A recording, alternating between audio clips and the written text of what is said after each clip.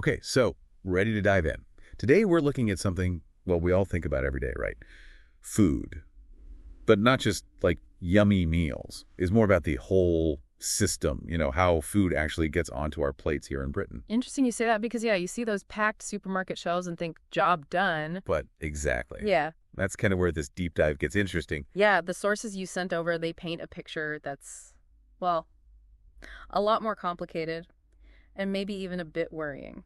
Right. So we've got this policy briefing from the Food Research Collaboration, and then this Guardian interview. They talked to Tim Lang. He's like a top expert on UK food policy. With Lang, his work is always thought-provoking. Totally. Now, both these sources, they're actually from before the pandemic hit. Makes sense. They're a few years old. But here's the thing. Their points about how vulnerable our food system is feels even more relevant now, after everything we've been through. Oh, absolutely. Brexit, too, right? Like, both those events really shone a light on weaknesses that were already there. Big time. And the Guardian piece, they had this phrase, I loved it, the leave it to Tesco problem. Haha. Yeah, very catchy. But it kind of sums it up, right? We rely so much on these giant retailers. So what does that actually mean? Like, what happens because of that? Well, for one, it means huge power in the hands of very few. Like, did you know just 8 tea-play-age companies control 90% of the UK's food supply? It's crazy. Whoa, 90%. That's a lot riding on those 8. Yeah. So what, like, if Tesco has a strike or there's some big supply chain mess up? Exactly. Suddenly all that abundance we take for granted. Oof. Empty shelves, panic in the streets, the whole 9 yards. Well, hopefully not that bad. Yeah. But it does show how vulnerable we are to things outside our control. Okay, so it's not just about, like, literally running out of food. It's got to impact the whole chain, right? From farm to table, all that. Oh, 100%. This leave it to Tesco thing, it squeezes profits for farmers, means there's less incentive to grow food here in the UK. And so we rely more on imports, which, given all the global craziness lately, doesn't sound too stable. Right, exactly. You're at the mercy of global prices, weather problems on the other side of the world. Not a great position to be in. It's kind of scary when you think about it. And then there's this Food Research Collaboration paper, right? They were worried about Brexit messing things up, and this is before it even happened. Yeah, I mean, hindsight is 20/20, but they were spot on. Brexit didn't create these problems, but it definitely made them worse. They were sounding the alarm early on. And what were they saying? Like, what did they want done? They wanted to see proper impact assessments, really analyzing what leaving the EU would do to our food. And they were big on maintaining high standards in any new trade deals we made. So not just accepting any old food from anywhere just to fill the shelves. Right. Quality, A&D safety. They were saying these are things the UK could have been proactive about, but... Sounds like maybe some folks weren't listening as closely as they should. Could be. Or maybe they just thought, nah, it'll be fine. We've got Tesco. Haha. Oh, dear. Okay, so there's a lot to unpack here, but I got to bring up some of the stats from that Guardian interview. They're pretty mind-blowing. Like, did you know the UK only produces about 50% of the food it actually eats? It's shocking when you put it that way, isn't it? Lang says we should be aiming for more like 80% self-sufficiency. That'd make us way less vulnerable to, well, everything. Right. Like, what if there's some crazy climate thing that wipes out crops somewhere else? Suddenly we're in trouble. Exactly. Prices go up, we can't get what we need. It's a ripple effect. So basically we're living in this bubble thinking food just magically appears. Pretty much. Out of sight, out of mind. And here's another one for you. Britain has 6 million hectares of land that could be used for growing food. Okay, that's a lot of land. So where's all the food coming from then? Good question, but only a tiny fraction of that land is actually used for fruits and veggies. Most of it goes to other stuff. Like what? What else is more important than growing the food we actually eat? Well, it ties back into that supermarket thing, their obsession with low prices. So a lot of UK land is used for things like livestock feed or crops that get turned into cheap processed food. So not the healthiest stuff, but it keeps prices down. Right, but at what cost? That's Lang's big point. We think we're getting cheap food, but then the NHS is dealing with all these diet-related illnesses. A hidden cost, right. We save a few quid at the checkout, but then pay for it in healthcare down the line. It's a false economy. And then there's the inequality, the system doesn't serve everyone equally. Some people have access to great, healthy food, others not so much. And that impacts their health, their quality of life. Yeah. So a whole other layer to this. Absolutely. It all ties together. You can't separate food security from these bigger social issues. Mind blown. You know, what's even crazier is that Lang found warnings about Britain's food security. Get this. from the 1930s. No way. That long ago. Yeah, like almost a century back. People like LaGrosse Clark and Beveridge, they were already raising these same concerns. Wow. So it's not some newfangled problem. We've been ignoring it for generations. Basically. And it makes you wonder, are we going to ignore it again? Like, Lang seems worried that recent reviews, like the one Dimbleby did in 2019. Yeah, I remember that one. Big deal at the time. Right, but Lang's worried it'll just be another report that sits on a shelf, gathering dust. Another missed opportunity. That's a shame. It sounds like we need some pretty drastic action. Well, Lang's certainly not afraid to propose some. New laws, stricter nutrition guidelines, way more spending on public health. Yeah. He even suggests breaking up Tesco. Whoa, hold on. Break up Tesco. That's a lot. He's going for it. But yeah, you can imagine that to face some pushback. Some folks would say it's way too much government intervention, the whole corporatist critique and all that. Right. It raises a big question. How much power should the government have over our food? And where's the line between individual choice and, collective responsibility? It's a tough one. No easy answers. But I think it's worth asking, is the problem big enough that we need these kind of radical solutions? It's a debate we need to have. Because ignoring it, well, we've seen where that gets us. 100%. Okay, so we've got to address the elephant in the room, right? The pandemic. It wasn't in the sources we've talked about. But it changed everything about how we think about food, right? No kidding. Those empty shelves, that panic buying. Suddenly, Lang's idea of moving from a me to a we food culture, it didn't seem so abstract anymore. Totally. We saw how individualistic thinking played out, but also just how fragile the system is when things go wrong. I know. I changed my habits. I pay way more attention to where my food's coming from. Me too. Makes you think, doesn't it? Big time. Okay, we've covered a lot here, but this is just the beginning of our deep dive. We'll be back soon to explore more of Lang's ideas and what we can all do to create a better food system. Stay tuned. Okay, so we've been talking about, this big transformation of the food system, right? But where did WE fit into all this?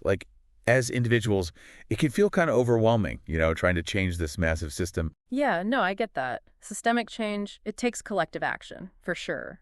But that doesn't mean our individual choices are meaningless. So it's not just about, voting with our forks, as they say. It's more than that, yeah. Supporting local farmers markets, choosing stuff that's produced sustainably, reducing food waste, all those things, they add up. Makes sense. It's we got to create demand for the good stuff, right? So the system kind of has to shift to meet it. Exactly. And don't underestimate education, just being aware of the issues. The more we understand about where our food comes from, the challenges, the better choices we can make. Right. Becoming conscious consumers, asking questions, not just accepting whatever's put in front of us. Exactly. And we can support organizations doing good work, advocate for better policies. There's a lot we can do. This kind of brings us back to that me versus we thing, right? The pandemic kind of forced us to realize how interconnected it all is. Big time. Food security, it's not just some abstract concept. It's about making sure everyone has access to good food, safe, nutritious, affordable, both now and in the future. Right. It's a basic human right, really. You could say that, yeah. And realizing that the system isn't set in stone, that's important too. So we're not just stuck with what we've got. There's hope for change. Oh, definitely. It's human-made, which means humans can change it. I like that. It's empowering. Okay, so we've been super serious here, but I got to ask. What are your favorite foods? What do you like to cook, to eat? Haha. Okay, good question. I'm all about simple seasonal stuff. Fresh ingredients from the farmer's market, if I can get them. Experimenting with flavors, textures, that's the fun part. I'm with you there. Seasonal is the best. But I also love, exploring different cuisines, trying new things. Oh, me too. It's like a little adventure on your plate. Exactly. Yeah. Okay, but got to ask. Any favorite food-related memories? Something that really stands out. Let me see. Oh, I went to this small farm in Italy a few years ago, family-run place. They had this amazing garden, all these veggies and herbs, and they let us pick our own stuff for dinner. Wow, that's so cool. Straight from the source. It was such a special experience, connecting with the land, the people who grew the food. It makes a difference, doesn't it? Yeah. Reminds me of this time I went to a local cheesemaker, saw the whole process from milking the cows to the aging and everything. Wow, so cool. It's easy to forget all that work, all that skill when you're just, grabbing cheese off the shelf at the supermarket. Totally. And I think that's a key takeaway from this whole deep dive, right? Reconnecting with our food, appreciating where it comes from, the impact of our choices. 100%. Food is more than just a commodity. It's about nourishment, community, connection to nature, all of that. Food for thought, literally. Okay, this has been awesome. Thanks so much for sharing your insights. My pleasure. Thanks for having me. And to our listeners, keep exploring this stuff. We've got links to the sources in the episode notes. Remember, food is precious. Let's work together to create a system that works for everyone, and the planet.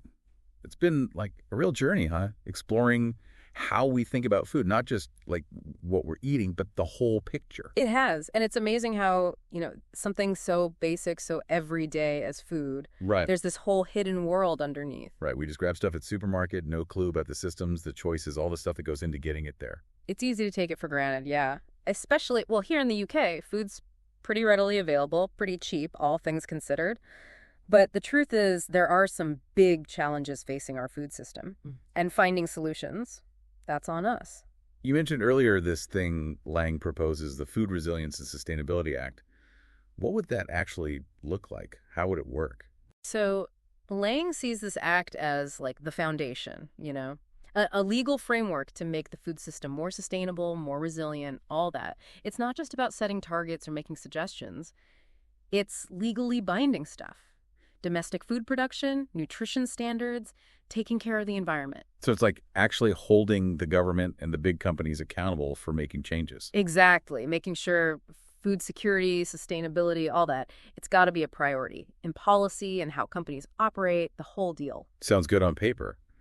But how do you measure that? Like, how do we know if things are getting better?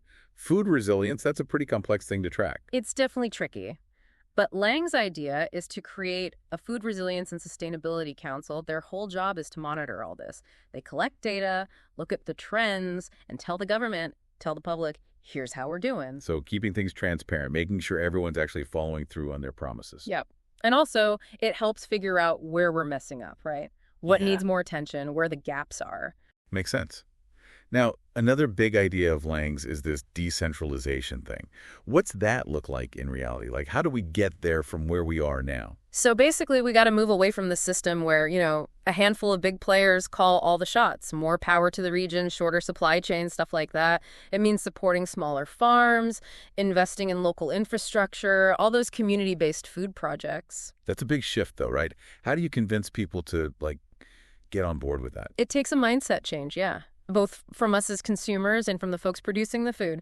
We got to relearn the value of local, be willing to pay a fair price for it, and then invest in education, infrastructure, make those local systems actually work. It's that me to we shift again, isn't it? Yeah. Thinking about the whole system, not just what's convenient for me right now. Exactly. Food security, it's on all of us. It's about creating a system that works for everyone, not just the privileged few. Okay, so Lang's vision is pretty inspiring, I gotta say. But got to bring it back down to earth a bit. What can our listeners do, in their daily lives, to make a difference? Oh, tons of stuff. One of the biggest things, support your local food scene, farmers markets, community gardens, even just choosing local produce at the supermarket when you can. Easy enough, right? What about, what we're actually eating? Any tips there? For sure. Less processed food, more whole ingredients, that's always good. Be mindful of waste, use what you buy, compost. Little things add up. Right. Small steps, but if everyone's taking them. Exactly. It's about making conscious choices, realizing that every bite, every purchase, it has ripple effects on us, our communities, the planet. This deep dive has been, it's really changed how I think about things. What's the one thing you hope people take away from all this? Food security, it's not someone else's problem. It's all of ours. And creating a better food future, we all have a role to play in that. Love that. Yeah. It's about taking responsibility, knowing our choices matter. Exactly. We're not just passive eaters. We have power here. This has been awesome. Thank you so much for sharing your knowledge with us. Anytime. It's been fun. And to everyone listening, keep thinking about this stuff. Check out the links in the show notes. They'll take you deeper into what we talked about. Remember, food is something to be valued, to be enjoyed. So let's work together to make sure it's good for everyone and for the planet too.